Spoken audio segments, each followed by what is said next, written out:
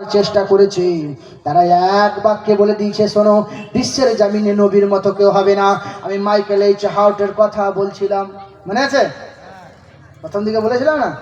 হ্যাঁ, ওই Michael H হার্টে আপনার কিনা বলতে আছে, শোনো, আমি সারা পৃথিবীকে যাচাই করে দেখলাম, বড় বড় জ্ঞানী মানুষকে পুরুষকে এক জায়গায় করলাম।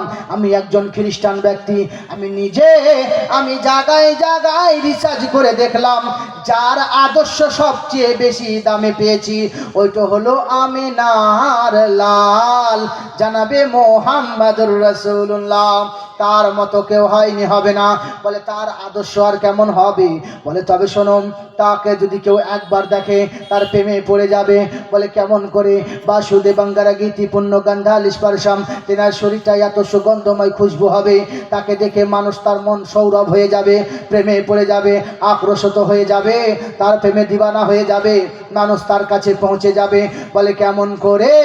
বলে শোনো বন্ধু, শোনো, ওই নবীর মতো প্রেমিক পৃথিবীতে আর কেউ কিন্তু হবে না। কি হয়েছে চাচা? আমার খেপে গেল কেন গো? কিছু হলো নাকি?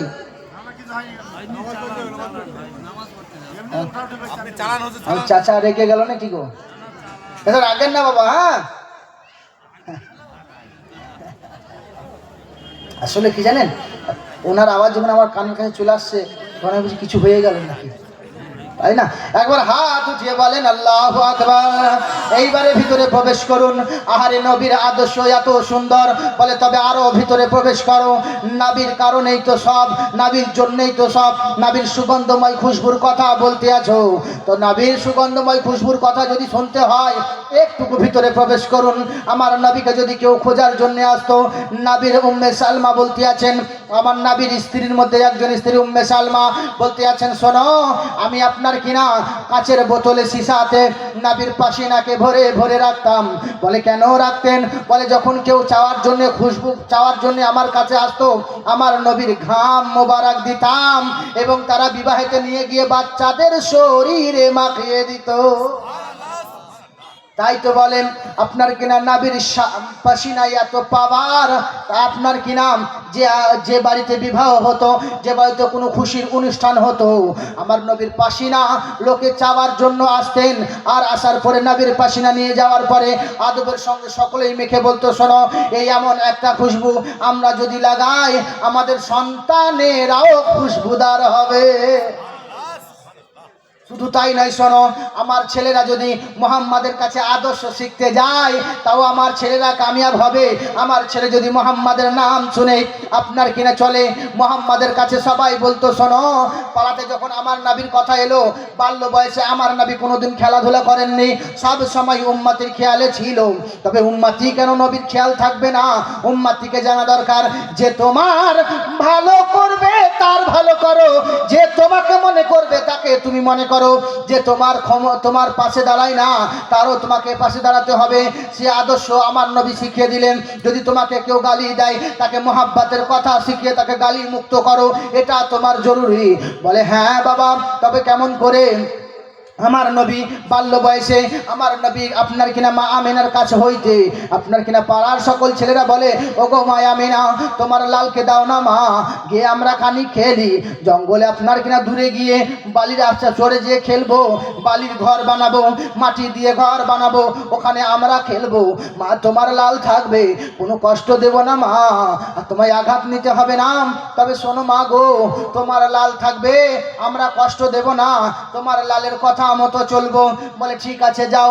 বাচ্চারা সবাই খেলাধুলা করে আর আমার নবী মুস্তাফা তাদের কাছ থেকে দূরে গিয়ে গভীর চিন্তায় রত হয়ে কান্না করে। জিজ্ঞাসা করা হলো, হযরত আব্বাস রাদিয়াল্লাহু তাআলা আনহু বলতে আছেন, ওগো আমার মুহাম্মদ, ওগো আমার নবী মুস্তাফা সরওয়ারে কওন মাকা, ওগো আব্দুল্লাহর পেয়ারা, ওগো আপনার কিনা মুমিনদের সাহারা, ওগো মুমিনদের কলেজার পারা, ওগো জিগার টুকরা, ও আল্লাহর পেয়ারা নবী মুস্তাফা জনাবে মুহাম্মদুর রাসূলুল্লাহ সাল্লাল্লাহু আলাইহি সাল্লাম, ফিদাকাল উম্মি, আমার মা বাপ তোমার পদতলে কুরবান বাবা। তোমার কাছে একটা প্রশ্ন করি গো হুজুর, আপনি বলুন। তবে বলো দেখি কি প্রশ্ন? বলে যখন বাল্য বয়সে সকল বাচ্চারা খেলাধুলা করে, আপনি কেন খেলাধুলা করেন না? বলছে ওগো চাচা, আমার জন্মের ইতিহাস আপনি খানিক বলুন, তাহলে উত্তর পেয়ে যাবেন। বলছে শোনো, তুমি যে জন্মেছিলে সাধারণ বাচ্চার মতো নাই। কোন মা আজ পর্যন্ত কোনো কিতাব থেকে প্রমাণ করতে পারবে না যে কেমন করে আমার নবী জন্ম হয়েছে।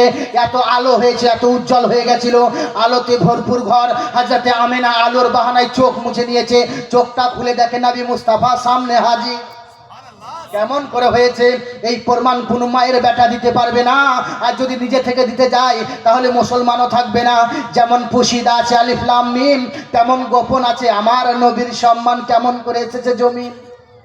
নবী ছাড়া, আল্লাহ ছাড়া কেউ জানে না। আরো ভিতরে প্রবেশ করুন। বাবা তুমি যখন এলে সাজদায় পড়ে গেলে, রব্বে হাবলি উম্মতি বলে কান্না করছিলে, তোমার মা বলেছে, বলে শোনো, তুমি যখন হয়েছিলে বাবা তেল মাখানো অবস্থায় ছিলে, নিপলিঙ্গা ছিদাহি তোমার মুসলমানি করা অবস্থায় ছিল। শুধু তাই নয় বাবা শোনো, তুমি যখন ভূমিষ্ঠ হয়েছিলে আসমানের চাঁদ, আপনার আসমানের সূর্যতে যেন তুমি বিলীন হয়ে গেলে, উধাও হয়ে গেলে। তুমি যখন চলে গেলে আসমানের দিকে, যেন কেউ আওয়াজ দিয়ে বলে একে মাশরিক মাগরিব, পূর্ব পশ্চিম উত্তর দক্ষিণ চারিদিক ঘুরিয়ে দাও, আসমান জমিনে যাহা আছে দেখিয়ে দাও।